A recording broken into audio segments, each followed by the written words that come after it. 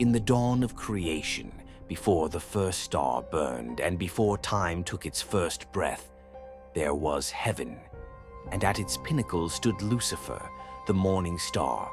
He was the brightest among the divine host, his wings woven from pure light, his voice a melody that could shake the cosmos.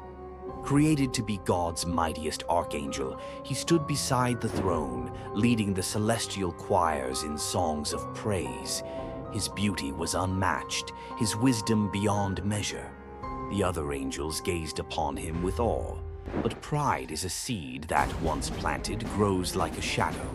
Lucifer's heart stirred when he first heard of God's latest creation, humanity. Beings of flesh, fragile and imperfect, yet given a gift that no angel had ever received, free will. And worst of all, God commanded the angels to bow before them.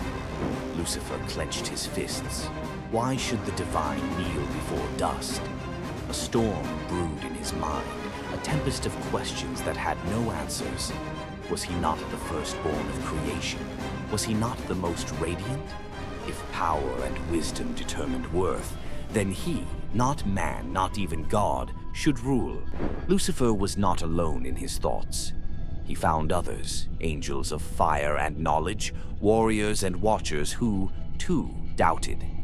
He gathered them in secret, speaking words that made their wings tremble.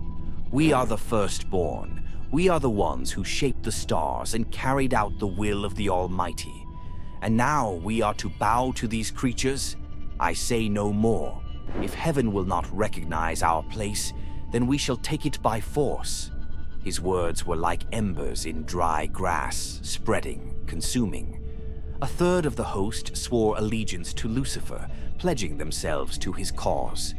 The rebellion was no longer a whisper, it was a roar, an inferno waiting to engulf the heavens.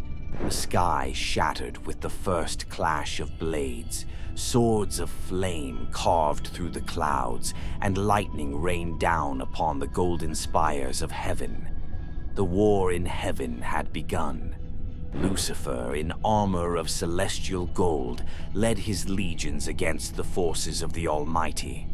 Opposing him stood Michael, the archangel of war, his sword burning with divine wrath. Brother fought brother, wings were torn, and the stars wept as the first blood of angels was spilled. Lucifer battled Michael in the heart of heaven itself.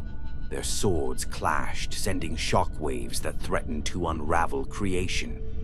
Lucifer was strong, stronger than any angel, but he was not stronger than the will of God. A voice neither loud nor soft, but one that shook the fabric of existence, spoke a single command. You are no longer welcome here. The heavens opened. Lucifer felt the light leave him as he fell, plummeting through the void, his wings burning, his scream echoing through eternity. One by one, his followers fell after him, their radiant forms turning to ash as they spiraled toward the abyss. For 7 days and 7 nights they fell, through storms of fire, through endless darkness, through the shattered remains of stars long dead. And then they landed. But this was no paradise. The earth cracked beneath them, forming a great chasm, a prison, a throne, a kingdom of exile, Sheol, the pit, hell. Lucifer, once the brightest star in creation, now stood in the shadows. His golden armor was blackened, his wings broken, his light forever dimmed. He lifted his head, and in his eyes there was no regret, only defiance. If I cannot reign in heaven, then I shall rule in hell. And so Lucifer, the morning star, became the king of the fallen. But the war was not over. It had only just begun.